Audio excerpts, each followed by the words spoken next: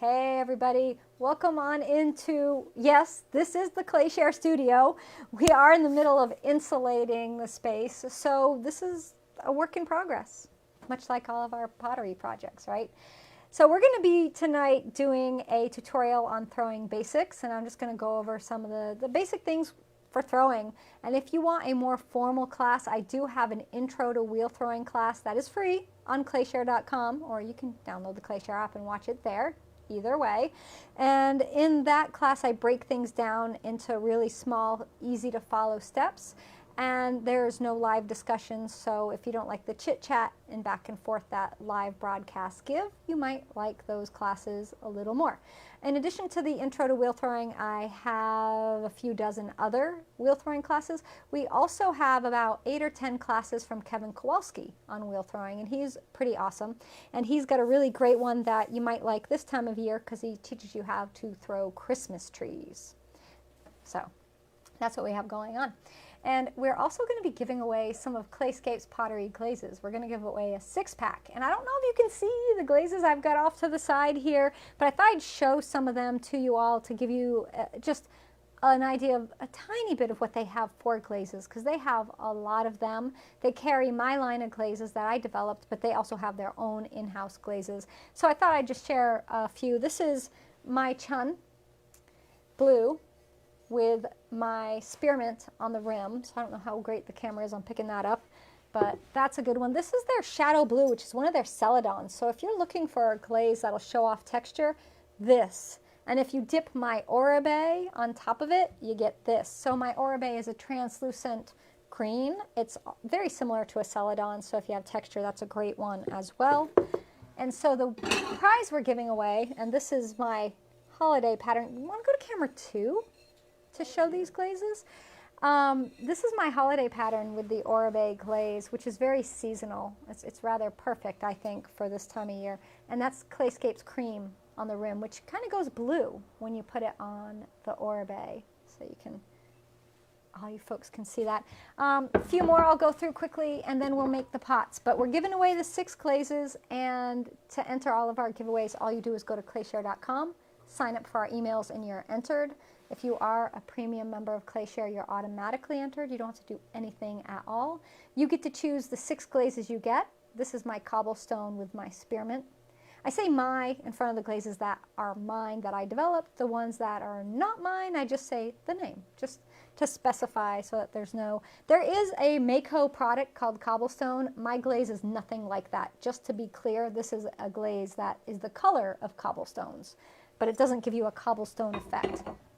And then I have this amazing cranberry, so yummy, right here. If you're looking for seasonal glazes, Oribe, cranberry, you know, those will get you these really nice traditional reds and greens. If you're looking for a bright fire engine red, I would check out Clayscape's Red Hook. That's a great one. This is Clayscape's Cream on Laguna 60, which is a speckled clay, which is a really nice, also good for bakeware clay. A few more, and then we'll get to it, everybody. Right here is their Amber Celadon, Clayscape's Amber Celadon with cream on the rim. We have a thing with Clayscape's cream.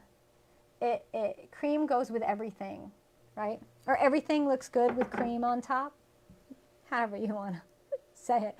So this is the Shadow Blue with cream. Look at that.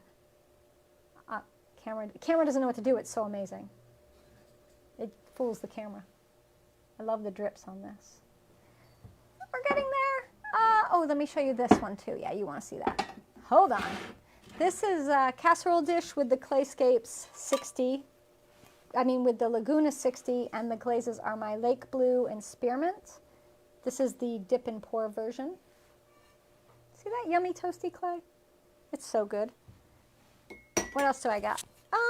And that's pretty much everything else is redundant. But if you check out clayscapespottery.com, you can look at all their glazes and see them all. There's so many things. So what am I cooking in with these? And where can you get a startup set at? What am I cooking?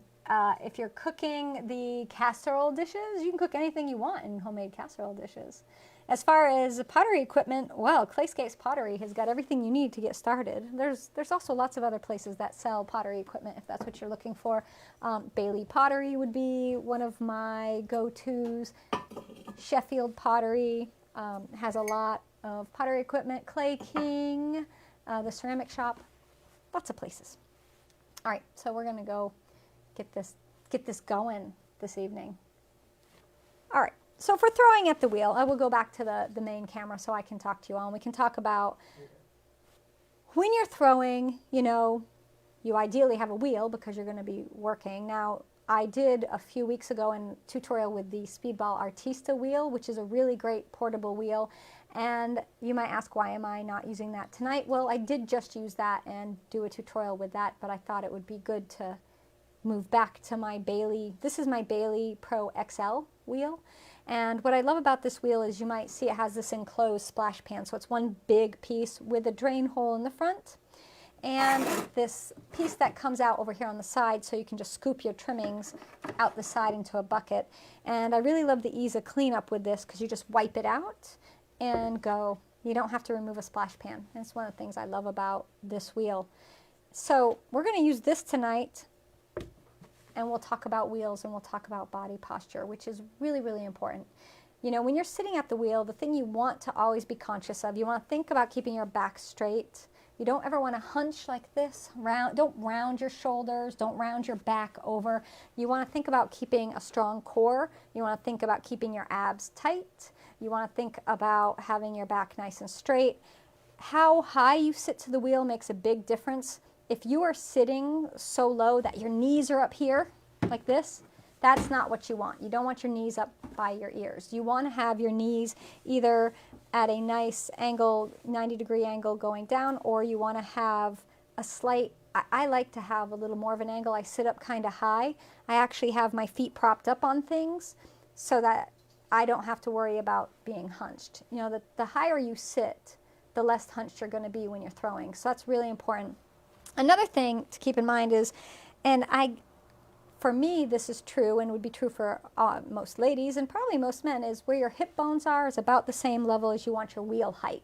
So when you sit down, my hip bones are about here, my wheel head is here, right? So you want that, and also so that when you work, you can work comfortably with your elbows in for a nice stable form, and you can support yourself this way if you need to, and so that your hands can reach everything nicely, and so you're not stretching, right? You don't want to stretch, but you don't want to be hunched in. So think about your posture. That's really important when you're throwing.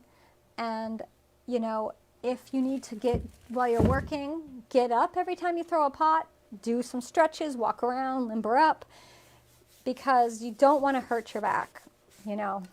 You don't want to destroy your back when you're just starting out.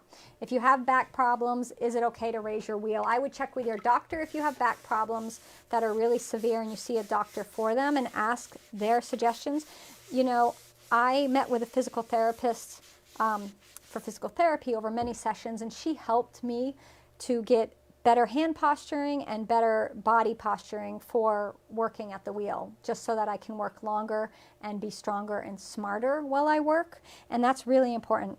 So the way I sit kind of rigid, but you know, it's the way you need to sit to keep your body strong. Now, another option is you could stand and throw, which is what I did at that Artista wheel a few weeks ago. So if you really want to not worry about sitting, you can stand, put the wheel up, and then it's much better for your back. It's a little awkward at first, but once you get used to it, you'll be doing it like it's the way you've thrown your whole life. Especially if you're just starting out, you would have no difference, right? So I've got some bats here.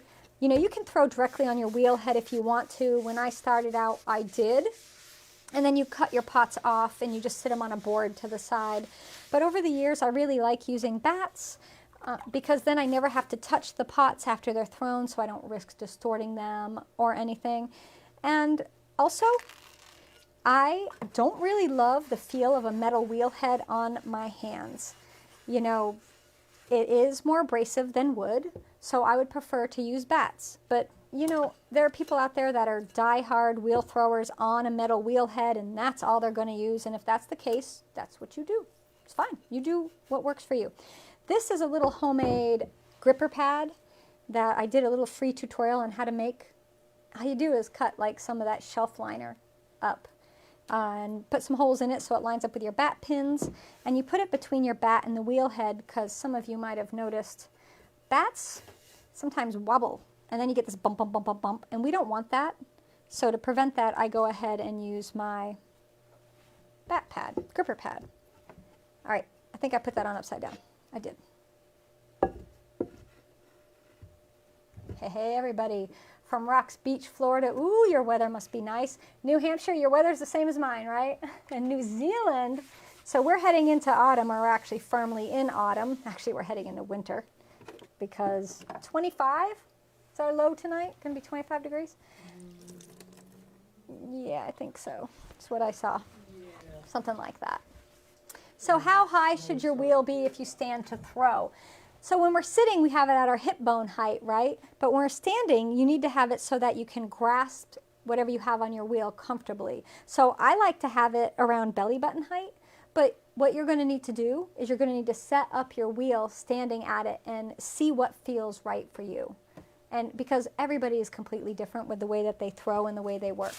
All right, so we're thanking my mom for my Pottery Studio shelving. Thanks, Mom. It's just, she brought me a step ladder because I didn't have one. Not for the studio, but I appropriated it, and now it's in the studio.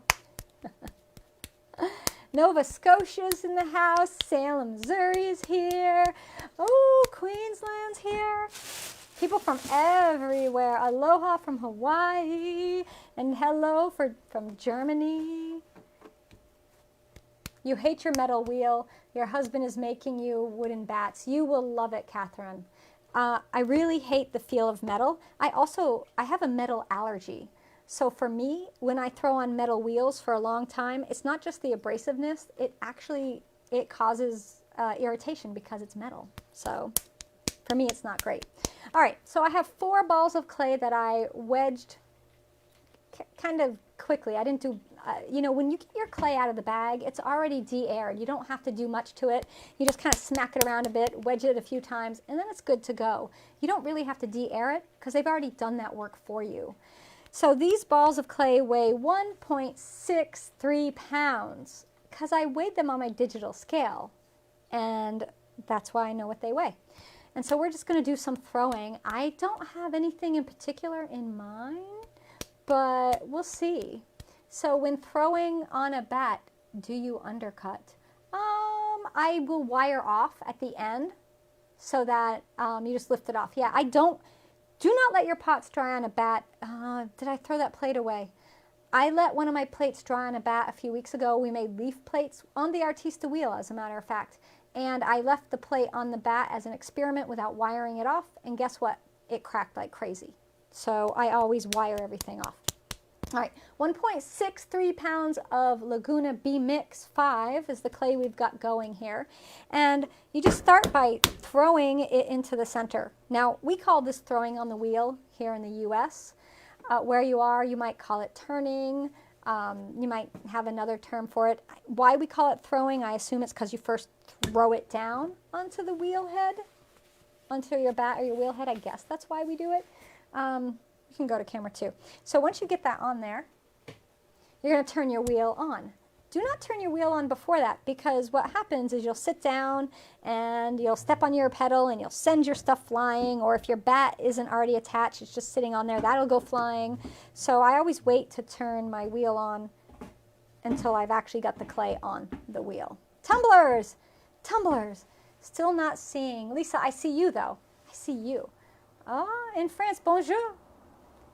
So 1.6 pounds of clay is a lot for a tumbler. I would make my tumblers more about a pound and a quarter.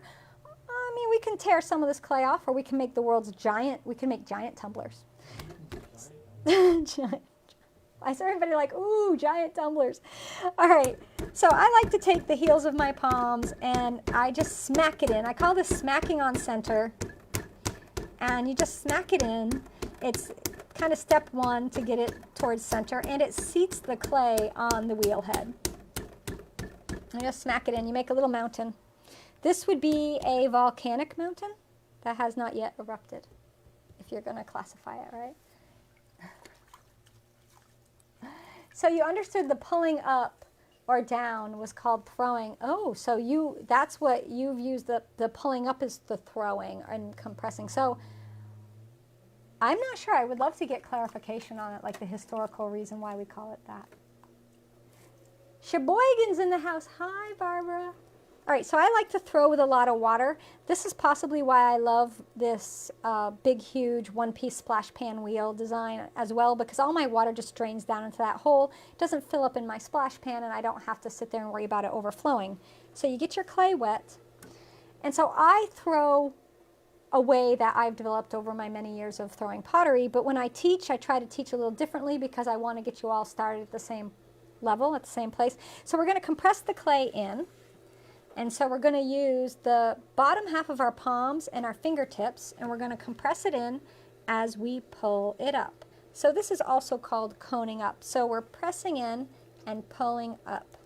And if you look at your hands, you'll see where most of the slip is, right? So we got an L here on my right hand, and it's just mostly across the entirety of my left hand. And get it wet again. And now we're going to press down. So we coned up, and then we're going to press it down. And you see how I have the cone of clay spinning in my palm? I'm going to press down with my left hand. I'm going to use my right hand to support it, also to give me more strength and stability. And we're just going to press this all down.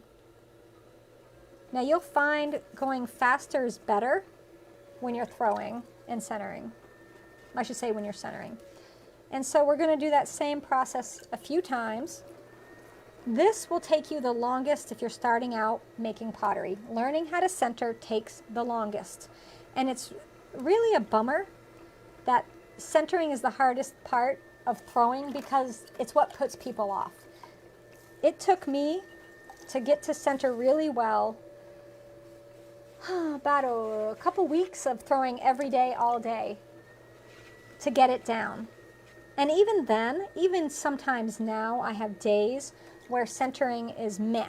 So what I'm going to show you now is, this is how I cone up, and then this is how I compress down. So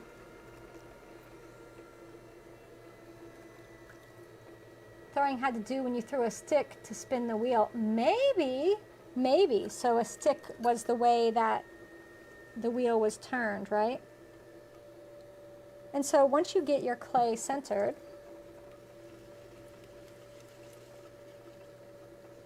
and if you're just starting, I always tell my students, please don't get hung up on being perfectly centered. You know, it's already frustrating enough, everything else with learning pottery. Please don't get hung up on that. If you've got it pretty close to centered, just go with it and make something. Will it be perfect? No, but it wouldn't have been perfect even if you got it perfectly centered. I'm just promising you that. So don't get hung up on that need to make it perfectly centered. Please make yourself something, make a bowl, make anything. Get something out so you have a sense of accomplishment, because that's what keeps us going forward. We need to have a reward. There's no reward, why do it? If you're spending hours just lumps of clay on the wheel and getting nothing at the end of your time, you're not going to want to keep doing this.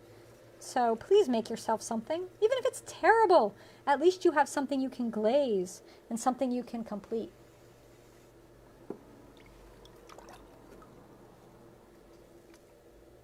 Why do some potters compress straight down like me and some push away down? You know what it is? It's all just like the way we all walk differently and the way we all cook differently or chop vegetables differently. It's just a technique that we've all developed, and everybody does it differently. There's not a right way, and I really, really, really want to stress that for you all. Don't think that the way you do it is wrong. If you're getting results at the end, then you're doing it correctly. And that's how I feel. So we're going to find the center, so we're going to open this up. So I just use my thumb. I let my thumb roll around, and then I just press down. And we're going till we are about a little more than 1/4 of an inch from the bottom. If you want a really tall foot, you have to leave more clay at the bottom. So maybe you want a big foot, so you leave 3/8 of an inch. Maybe you want a huge foot, so you leave 1/2 an inch of clay. But make sure you trim it away or you could get cracking. So once you've found the bottom, we're going to open it up. And so we're going to just pull back. And I'm just using my fingers and I'm pulling back like this. And what will happen sometimes if you go too fast, you can knock it off center. So if you knock your pot off center, don't worry about it, just keep going with it. So we're going to compress our bottom now. Per Google, the Old English word throwing means to turn or twist. Okay, so there we have it. Throwing means to turn or twist. And this is turning, right? Spinning. So that makes a lot of sense to me. So we compress our bottom. I think we're going to do a bowl. And then if you want a tumbler, I'll do that next. I'll change the clay. It's a handmade item, so it isn't going to be perfect. Exactly. It's supposed to make you happy. That's the whole point, you know, with making pottery, is it's supposed to be something you enjoy doing. If you are not enjoying making pottery, please find something else. Not that I don't want everybody making pottery, because I do, but I certainly don't want people to be miserable out there doing it and suffering through it. All right, so now we're going to go ahead and we are going to pull the wall. And so we slow the wheel down and we're just pulling up. And I'm pinching with the clay gently on the inside and the outside. Fairly even pressure on both sides. I'm going to do that again. And I throw with a sponge for support and also because I like the really smooth wall it gives me.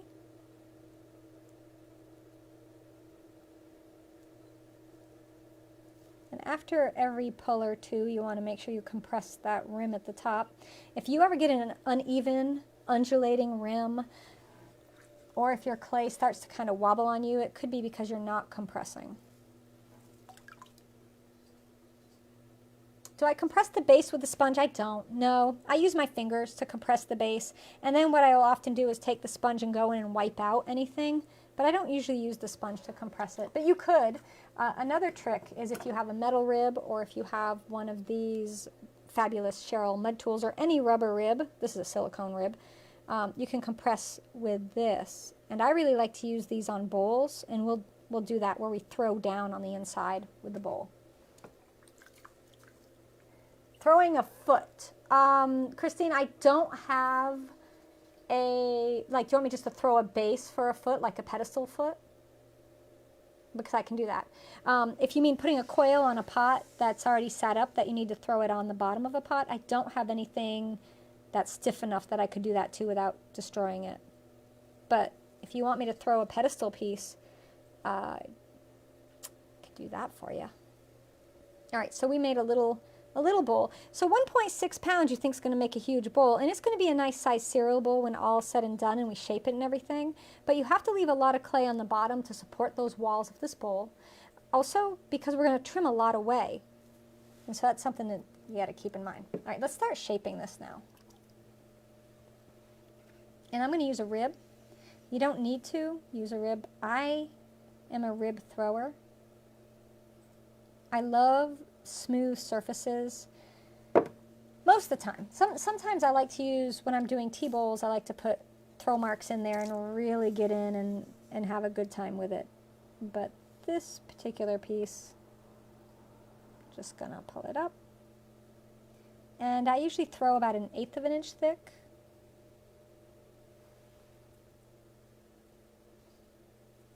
So now let's do what I was talking about when I said I was going to throw down. Time to throw down.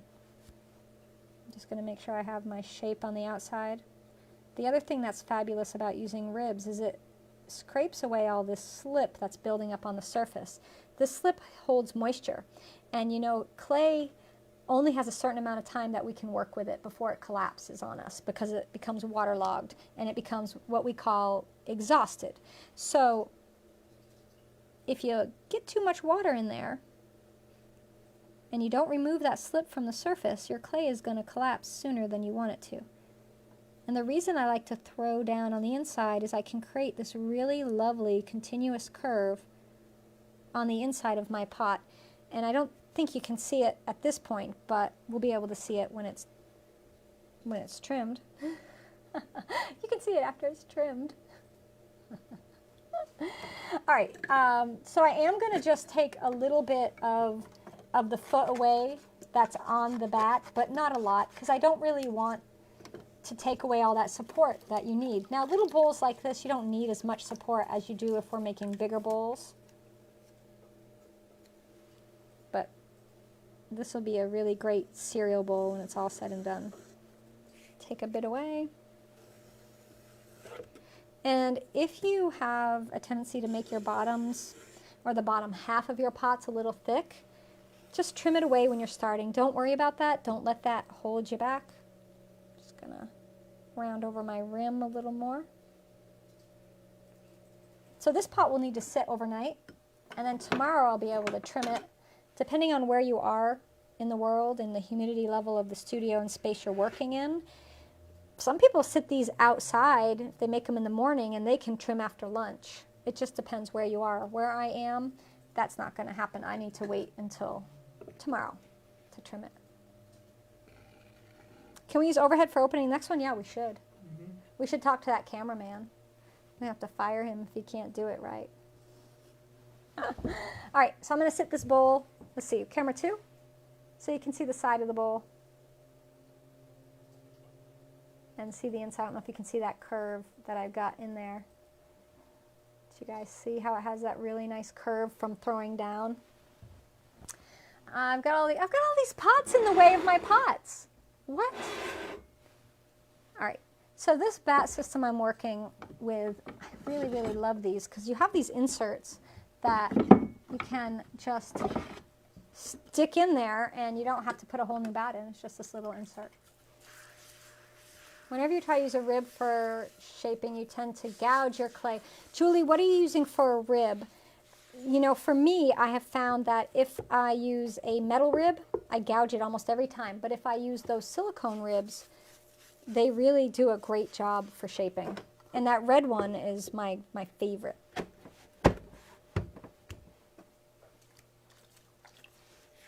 Yeah, Skip, you're welcome. There is no right way at all to center. If people are telling you there is a right way, I think they're very limited because no two people do anything the same way. So how could throwing be the same way? Watch any 10 people on YouTube throw a pot, and we're all going to do it differently, right? So, all right, you want to see it from the overhead. Want to make a tumbler. I'm going to take a hunk of clay off this.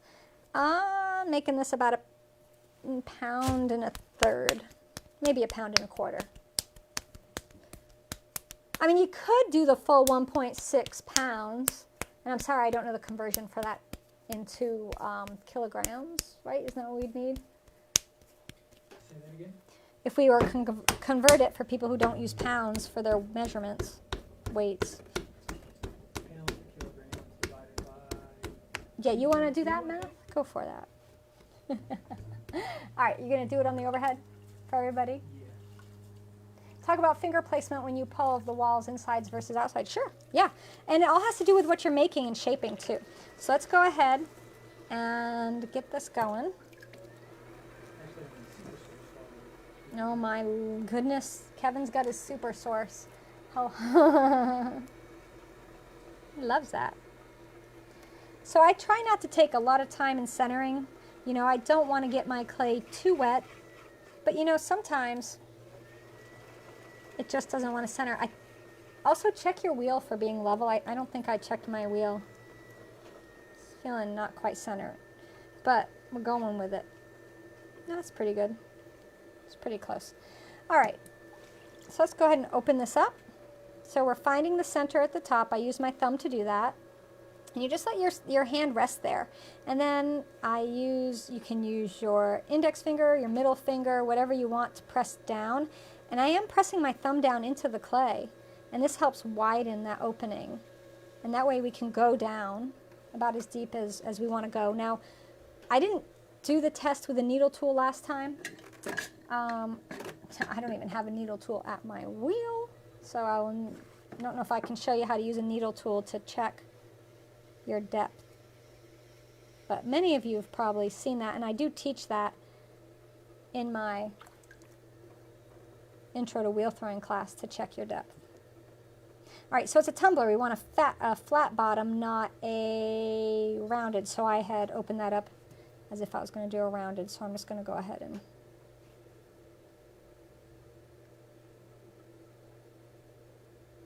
compress this bottom. So my way of throwing has changed too. Because I had carpal tunnel surgery on both my hands this year, back in March and April, I don't throw the same way as I used to. I am a little more careful in my hand movements because of that, but I mean, that shouldn't change anything for you guys. You have difficulty centering the very bottom of your ball of clay. So you could practice centering and just throwing little bits off the top, off the hump it's called, and that would help maybe you get better at centering. But you really just got to keep at it. Also, my clay, make sure your clay is not hard. Make sure your clay is soft enough to work with. If you're working with a really stiff, hard clay, you're going to struggle to center it. All right, we want to talk about hand positioning. So when you are pulling up, when we're pulling straight up for our first pull, you don't actually want to pull straight up. You actually want to angle inward and put a little more pressure on the outside than on the inside, especially when we're making things that are cylindrical, like tumblers or tall vases. But when we're making bowls, you can pull straight up, and what will happen is centrifugal force is going to widen that for you. But tumblers, you want to imagine there's a string hanging right here in the center, and you're actually pulling up towards that string, and you're going to apply even pressure inside and outside. So I'll do it without my sponge, which is asking a lot because I'm very dependent on my sponge, and pull it up and then compress. Let's do another one, but I'm going to use my sponge. And so we're pulling up, even pressure inside and out. We're just squeezing that clay.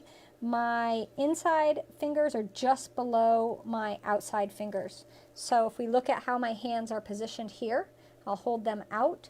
Imagine this space right here is a pot. That's the wall of the pot. And so my hands are just like this, but the inside hands are just a little bit below my outside hands. And that's just for pulling straight up. So that's my hand placement. Other people will have different hand placements, and please don't get hung up on that. If you're working and it's going well, then don't worry about it. Bert loves the 3-camera shot, just so you. All right, so let's pull up another.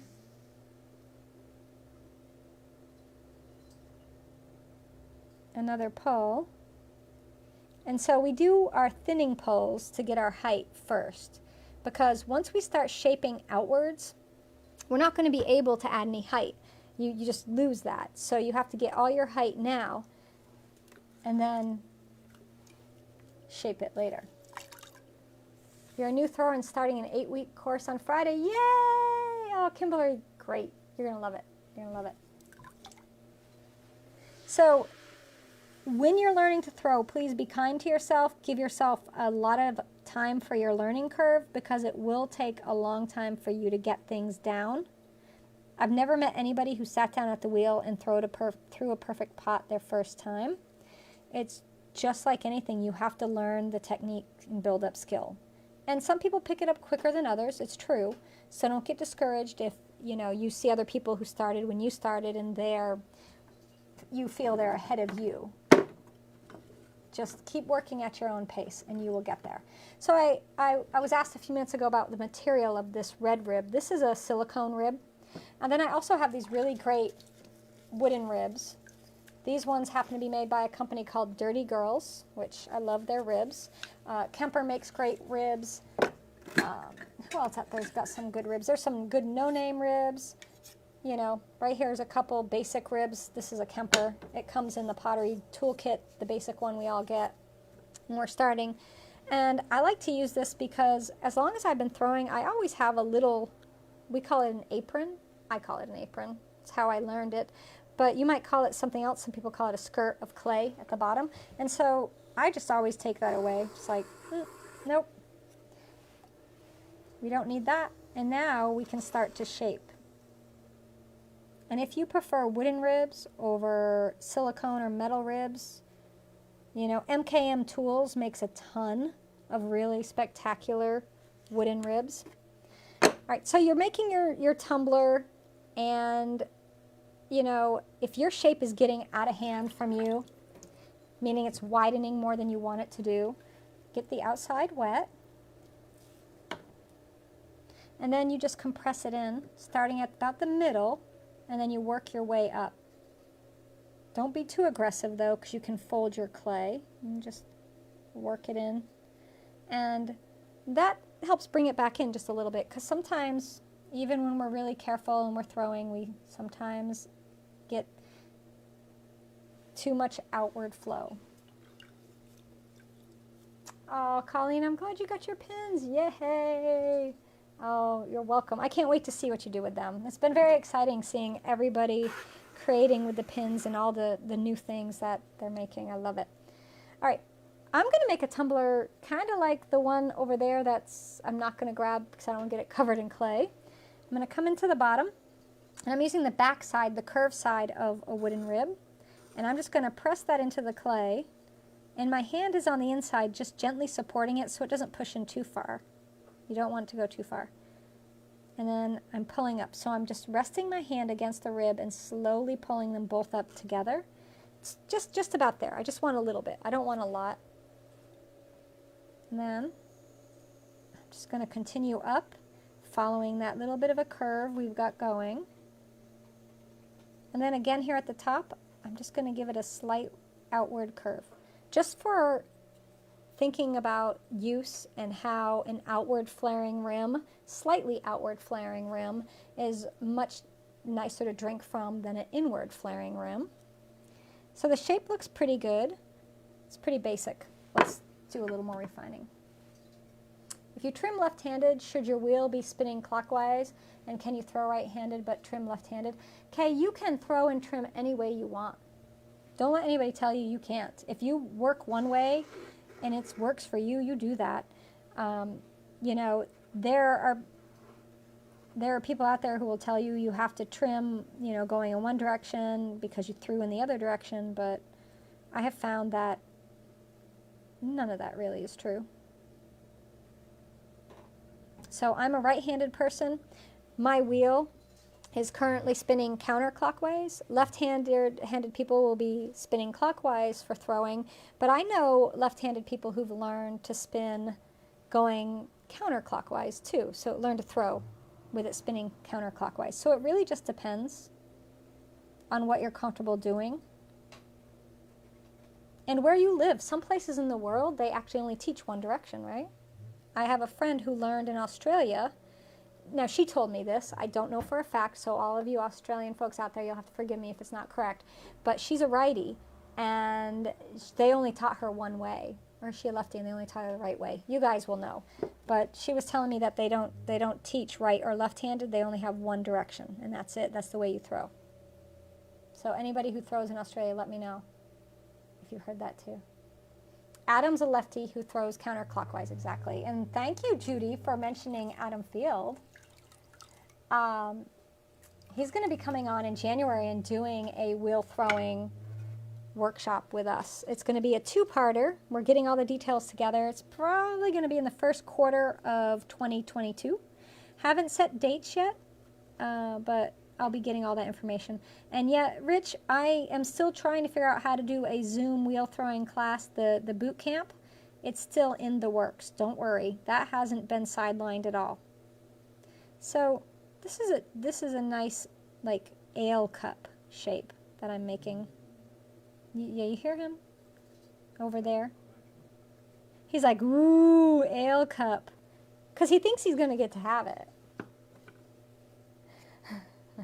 You're a lefty in New York, and you throw counterclockwise as well, right? So I think a lot of it has to do with where you learned and how comfortable you are working in that direction.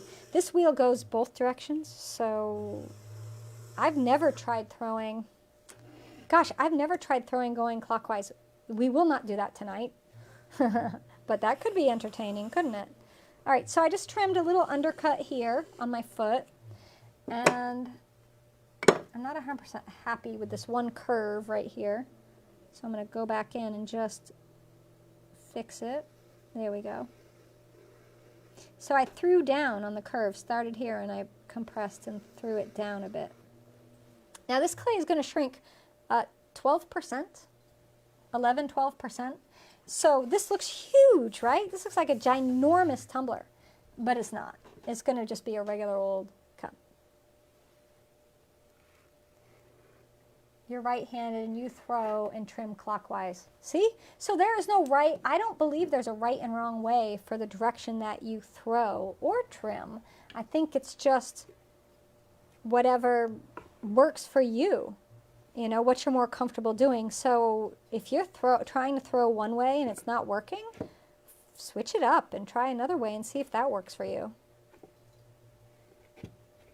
All right, use this flathead screwdriver to get my inserts out. Some of these inserts will pop right out easy. Some are really snug. You might have noticed when I put it in, I had to like boop, boop, boop it in a bit because it was a little tight. So you've got another one.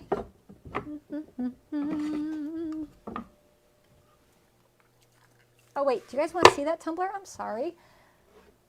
It's a very serviceable tumbler. It's not anything fancy at all. It's very much, I would call this a masculine piece. You know, if we were going to categorize pots, although I don't really believe in that at all, I would say it's very utilitarian and serviceable. When I was learning pottery, my professor would have loved this shape. This would have been right up his alley. That would have been like a, ooh, yes, and let's glaze it black. Just flat black. Or give it to you, maybe. We'll see. Christmas is coming. Christmas could happen. You could get a present. You throw counterclockwise in Australia, Catherine. Thank you. Yeah. So you have a hard time centering in a class you hadn't thrown for a few years. So frustrating. The teacher finally tried to show me the clay was too hard. No wonder. Patty, make sure your clay is soft. I don't know if I can show you. I buy B-Mix, and when I get it, what I do is I take my bag out of the box, and I kind of drop it on all four sides. Well, actually 5 sides because the bottom 2. So all 4 sides in the bottom. And that helps to loosen it up a bit and keeps it from being too stiff. And then I will cut my sections off, and then I just do like wedge, wedge, done. That's it. And I don't know if I can convey how soft my clay is. You can see it's kind of sticky. I mean, it's so soft but it's not so soft that it's marshmallow fluff. So it's not sticky mush because it's not really sticking to my hands, but it's definitely soft. Okay, let's get another piece. What else you guys struggling with? What do you want me to do? I got 2 more lumps of clay. I can make some stuff for you.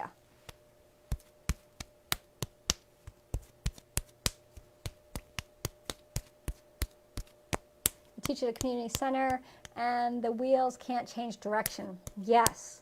Yeah, so that's true. Some places, the wheels do not change direction, so what you get is what you get.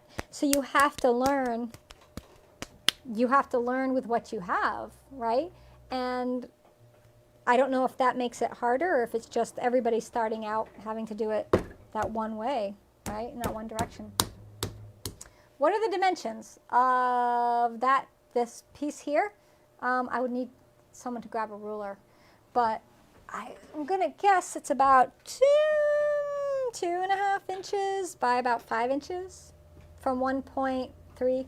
So it's funny, when I started making pots at the beginning, I was really picky about how much does it weigh, how wide is it, how tall is it, and now I'm just like, it's this big. I don't ever check anymore. But, I mean, if you're doing functional wear and you're selling sets, people want them all to be about the same, right? So that's a good question to ask. Okay.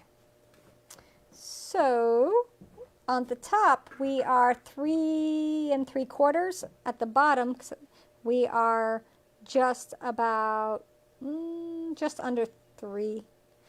Maybe we're a little bigger at the top. Let me see. We're 3 3/4. Just 3 on the bottom. Yeah. And then for height-wise, we are exactly 5 inches tall. I said about 3 and 5, so I was pretty close.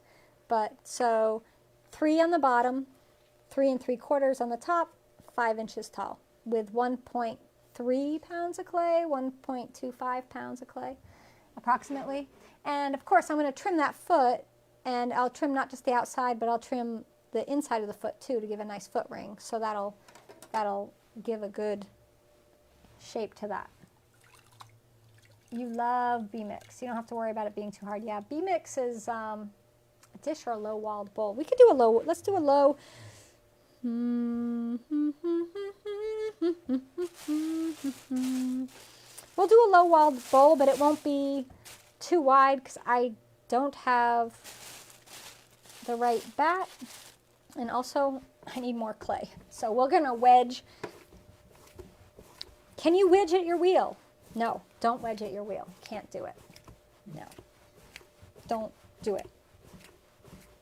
I'm totally kidding. I wouldn't do it every day and make a practice of it, but if you're at the wheel and you need to wedge something, by all means, you can do it. If you don't want to get up and walk to your wedging table.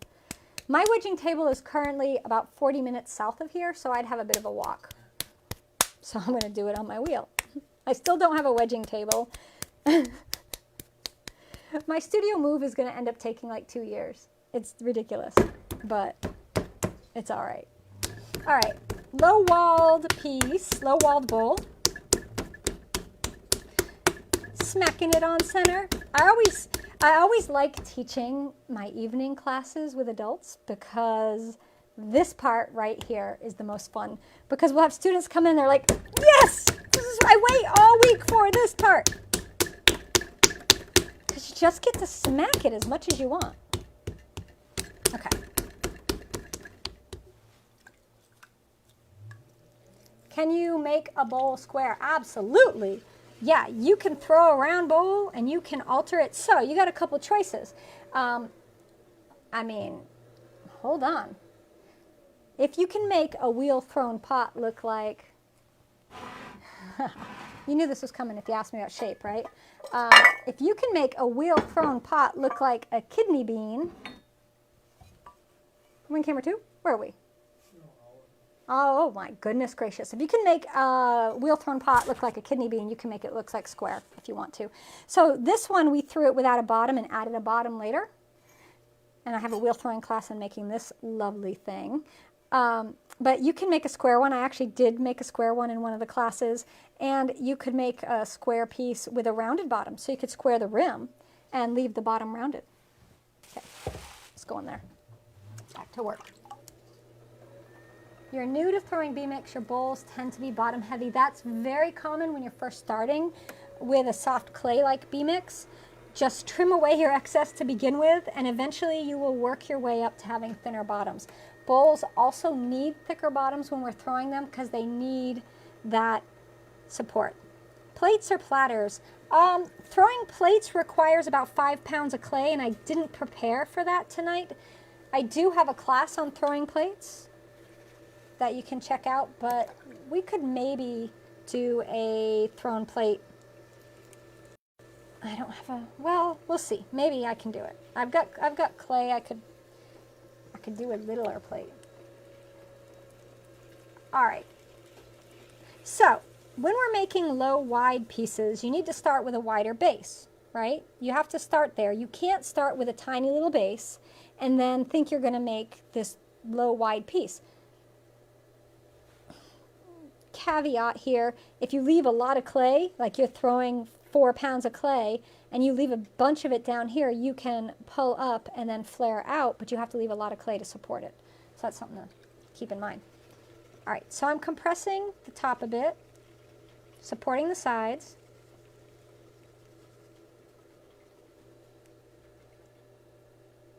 So what we're determining here is about how big our foot ring will be. That's what we have here. Now let's go ahead and open this up. And then pull outwards.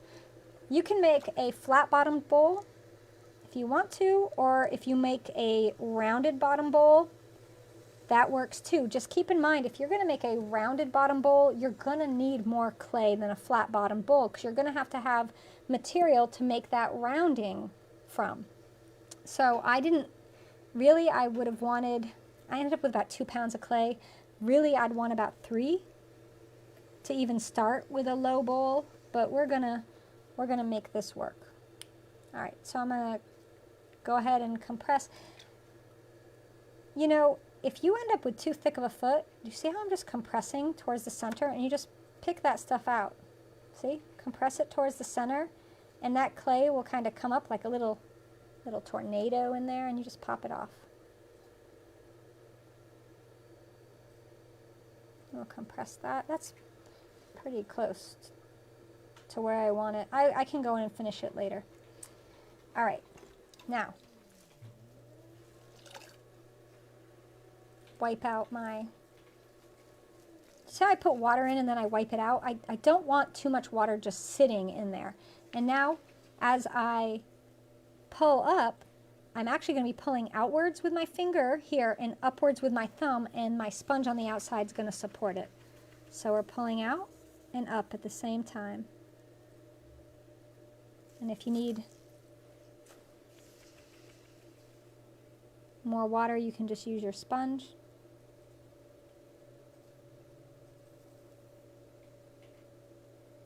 And so we're pulling out. Now you're only going to be able to pull so far before your clay tries to collapse on you. And the more you pull, the more water you introduce, the more exhausted your clay is going to be, and the sooner it will collapse. So try not to use too much water, and try to be done in about 4 to 6 pulls, 4 to 6 shaping pulls. So I'm using my rib to help shape this. The rib's just floating on the outside. I don't know if you can see, it's not straight onto the clay, it's actually at the side angle to the clay.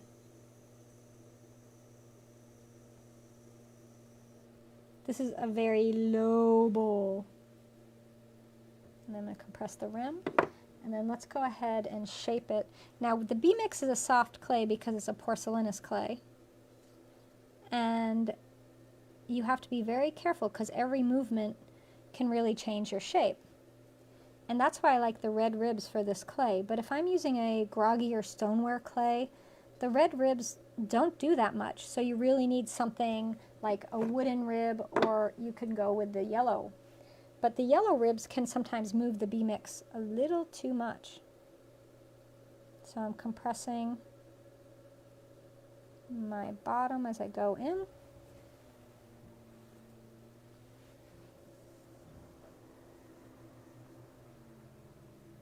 Don't go too fast when you're making bowls. The risk is that you'll flatten it because you'll be throwing it out too much. It'll be too much pressure for it.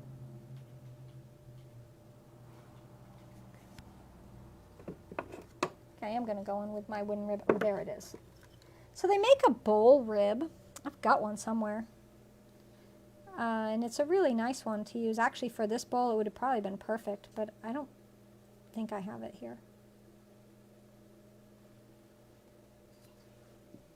So we get a low, wide bowl.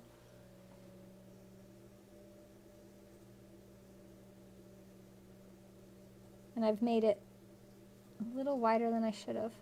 We'll see if I can keep it from collapsing on itself. No, we're good. We're still good. We're still good.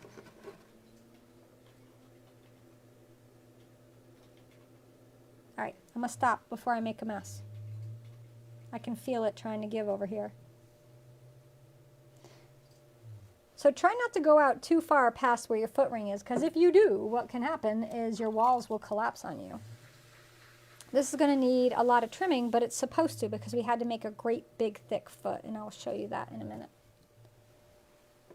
Oh, it's so thick. But it's supposed to be. So there's the undercut. So it's only the fourth time throwing since my surgery, I think. So I definitely got to get back on the wheel more. I've been so focused on hand building. So this is a very low bowl. To really do this right, you need to have about 5 pounds of clay, and you need to be willing to use about 2 pounds of that for your foot. So look how much is down there. But you need that because that is what's supporting the bowl.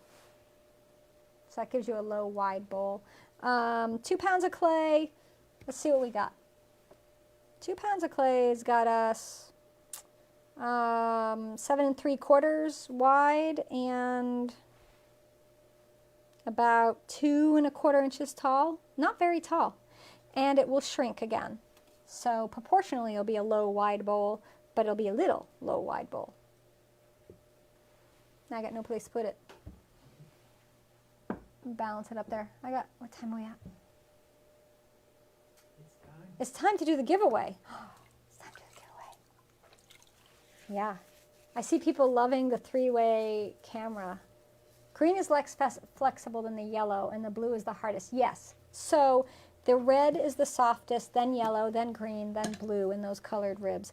And my favorite, I really love the red ones and the yellow. The green, I would rather use a wooden rib than a green, personally. You know, just the way I work. You're very welcome, Barb. Yes, so talking about clay for bakeware, I use Laguna clays mostly because that's the manufacturer, that's what my supplier carries. And Laguna 90 and Laguna 60 are what I mostly use for bakeware. But honestly, folks, you can use any clay you want. Any clay that exists on the planet, you can use it for bakeware. Some clays are better than others, but that doesn't mean you can't use them. It's just, you know, your choice.